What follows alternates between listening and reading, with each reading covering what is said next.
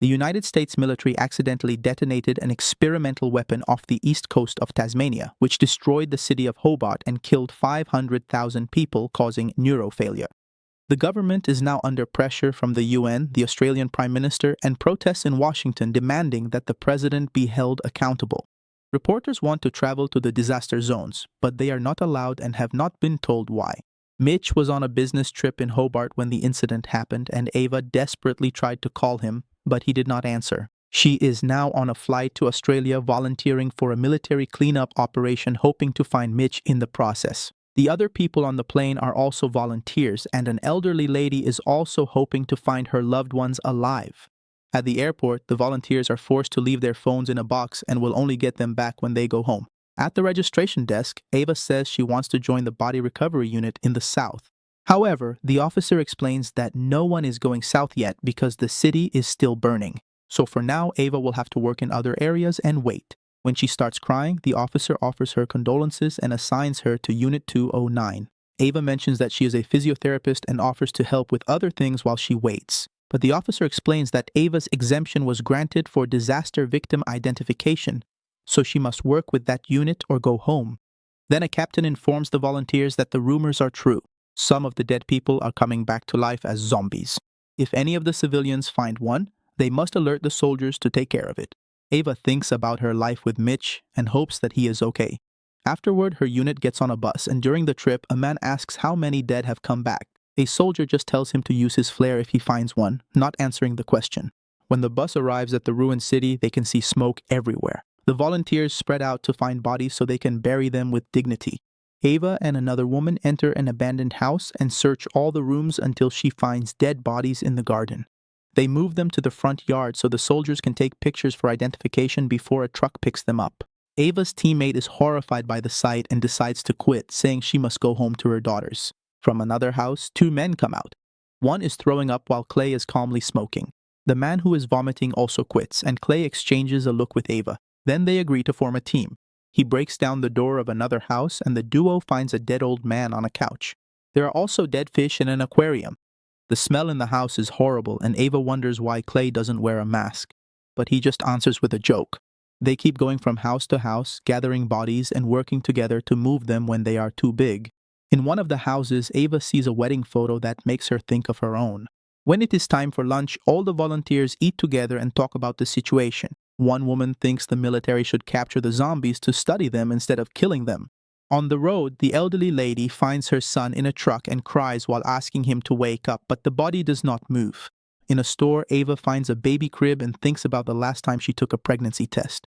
It was negative like all the other times she tried, but Mitch comforted her and said it would happen eventually. At that moment, she hears screaming and turns to see a woman with a flare asking for help. The soldiers run to the building and open fire to kill the zombie.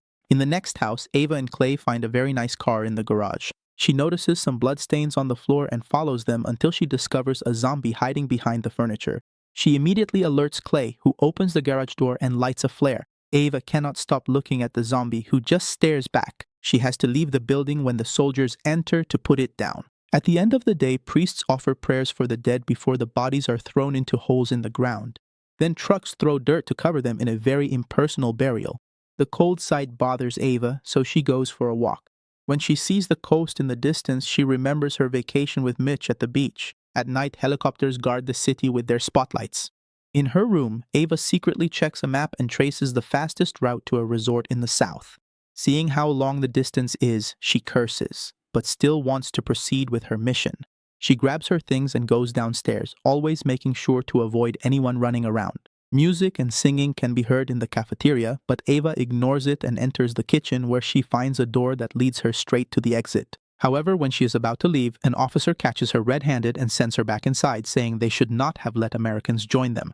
Then Ava goes to the cafeteria, where the survivors are throwing a party to distract themselves from the horrors of their work. Clay offers a drink, and Ava opens up about her husband's situation. She also says that the zombie they saw earlier didn't seem totally dead. In fact, she thinks he looked lost and scared. Clay doesn't believe it, making Ava feel uncomfortable and leave the party. Later, they search another house where a zombie suddenly comes out to attack them. At that moment, Ava wakes up in her room. She looks out the window and observes the smoke still covering the city. Early in the morning, the volunteers go out again, and Clay and Ava find some motorcycles in a garage. Clay jumps on one and wonders if they will let him keep it while Ava keeps searching. In the next room, she finds dozens of bodies left from a party. There is alcohol and illegal substances on the table, so Clay consumes some of the joy powder and shares that he has been riding motorcycles since he was a kid. Ava shows him the map and asks if he could take her south on the motorcycle to avoid the worst areas. Clay teases her for her determination and agrees to take her. While he goes to look for helmets, Ava hears a noise and turns to find a zombie who is clenching its teeth and making strange sounds. Ava tries to communicate with it, but Clay returns and tells her to step away. Afterward, the duo leaves the building with the motorcycle and escapes the city through an open gate. They speed down the road, and when they are far enough, they get on the motorcycle and leave. Clay is so excited that he drives at full speed and dodges all the abandoned cars on the road. A few hours later, the duo sees some military vehicles approaching, so they run to hide behind a car. At that moment, Ava sees a zombie in the middle of the road, but as it starts to walk, it is shot down by the soldiers. She looks at the fallen body and cannot help but imagine it as Mitch. After the soldiers leave, the two continue traveling. The closer they get to ground zero, the more smoke and ash fill the sky and everywhere is in ruins. Eventually, they stop in a town to get supplies and can't stop coughing because of the smoke. When they encounter more zombies, they run back to the motorcycle to get away. In the next town, they stop at a diner and ignore all the dead bodies as they look around. In the kitchen, they drink tap water and wash up. Clay's muscles are sore after driving so much, so Ava gives him a massage. She shares that she has been a physical therapist for 6 years and recently opened her own clinic. Mitch worked in renewable energy and came to Australia for a company meeting. Clay says he is a builder with a small business in Melbourne. Ava looks at his tattoo and wonders if he lost someone, but he doesn't answer. Suddenly, a zombie appears behind them and begins to destroy the furniture. Clay prepares to hit it with a chair, but at that moment, the zombie is shot by Soldier Riley. He explains that the longer the zombies last, the more agitated they become. The creature is still moving, so Riley stabs it to kill it for good. Afterward, he asks the two why they are in a restricted area, so Ava tells him everything. Riley wants to interrogate them, and Clay will go first, so he locks Ava in a room while she waits. After the men are gone, Ava cries and apologizes to her husband for failing him. She thinks about the day Mitch came home from work and asked to talk. Hours later, Riley opens the door and tells Ava that Clay ran away pretending he needed to pee. He tried to look for him, but with no success. He says he understands the need for closure, so he offers to take her south, but she must promise not to try to escape. Ava agrees, and Riley says they need to get some things before they leave. On the way out, she notices his wedding ring. The two set off in Riley's truck and at night arrive at an inn called Bluebird. Riley was stationed there and knows there is food inside. He offers to make dinner. Ava points out that he said he just wanted to get some things, but Riley thinks they should take a break. During dinner, he talks about his father, who was also in the military. Ava refuses to eat and finds some pictures of Riley with a woman named Katie. He explains that she is his wife, who was 8 months pregnant when the incident happened. Riley was away on a military mission, so as soon as he heard this area wasn't radioactive, he got on one of the first helicopters that went there. Unfortunately, he found Katie and her family dead at the table. When Ava asked if Katie came back, Riley smokes instead of answering. Then Ava asks when they are leaving. Riley promises they can go soon, but first he asks for a favor. In the bedroom, she puts on Katie's clothes and even uses her perfume, but refuses to put on her wedding ring too. In a drawer, she finds a pair of scissors and hides them under a pillow. When Ava is ready, Riley comes to the room wearing civilian clothes. He plays a song on his headphones and gets his favor from her, which is to dance together. Riley gives Ava one of his earbuds and holds her for the dance, allowing her to pretend she is with Mitch again. He calls her Katie, apologizing to her and saying he loves her. He falls to his knees to talk to the baby, reminding Ava of Mitch doing the same during their wedding. At that moment, Riley notices that she is not wearing Katie's ring. Ava says he already had his dance, but he claims she ruined everything and demands that she change the rings to start over. As he begins to approach her, Ava panics and hits him with a lamp before running away. Riley tries to follow her, so Ava locks herself in another room. After blocking the door with furniture, Ava turns around and is horrified to find Katie's pregnant body on the bed. Riley believes she will wake up soon because he theorizes that the dead people who become zombies are those with unfinished business. He also claims his child is alive because he felt it kick. While he furiously bangs on the door, Ava looks at all the pictures and candles in horror before noticing the window. She climbs out and walks across the roof to then climb down a tree. She finds the truck nearby, but first she needs the keys that are inside. She opens the door and gets in at the same time Riley appears on the stairs, so she has to run without taking anything. Ava hides in the garage and soon he comes looking for her. When he searches the place with his flashlight, she notices a bunch of chained zombies. On a board, there are notes about each zombie, which means Riley has been studying them.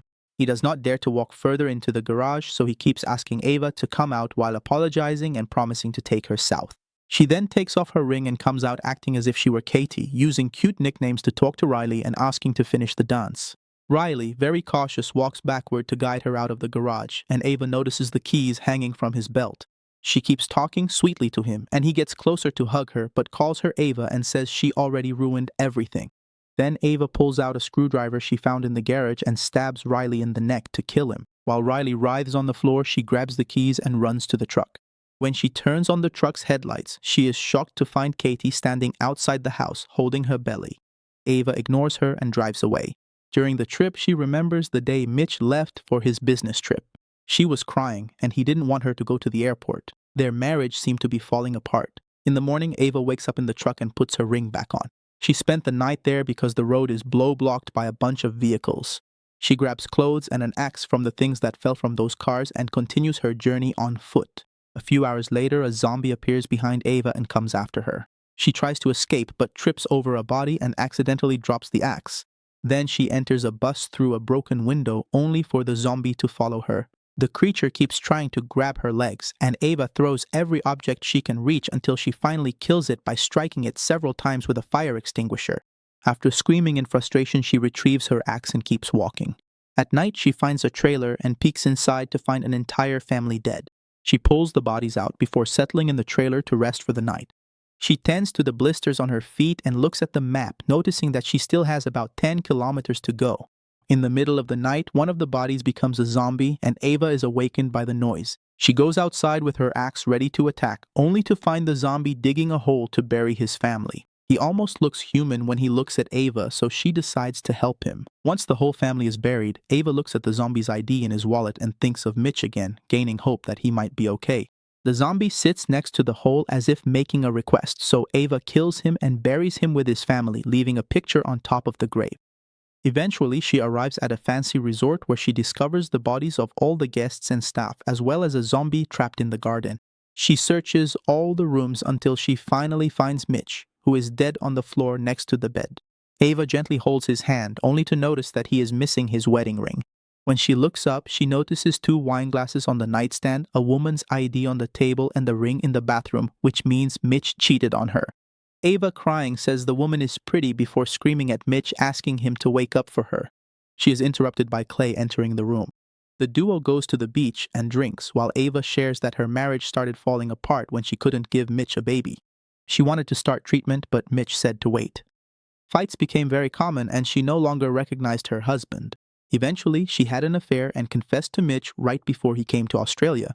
She came thinking she could find at least a part of him to fix things. In return, Clay shares that his daughter and his wife want nothing to do with him, so he volunteered for the project to prove he is selfless. However, when he told his wife, she just insulted him. Afterward, the two decide to forget their problems by having fun at the resort. They drink, smoke, and swim in the pool. When a zombie runs near them, Ava kills it by repeatedly striking it in the head with a bottle. The next morning, Ava sees a picture of a Viking funeral and has an idea. She takes off her wedding ring before picking up Mitch's body, which she moves to the beach with Clay's help. He ends up vomiting on Mitch because of his hangover. After wrapping the body in sheets, they put him in a boat and set it on fire before sending it into the ocean. Later, the duo leaves in a car. When they drive near the Bluebird, they find Katie in the middle of the road with blood on her dress and a smaller belly. As soon as Ava realizes she gave birth, Katie walks away. At that moment, they hear someone crying and Ava runs to find a baby in the ruins of a house. Clay covers it with his jacket and Ava cradles it to calm it down, thus ending We Bury the Dead, the 2024 horror and thriller movie. And I'll wait for you in the next video.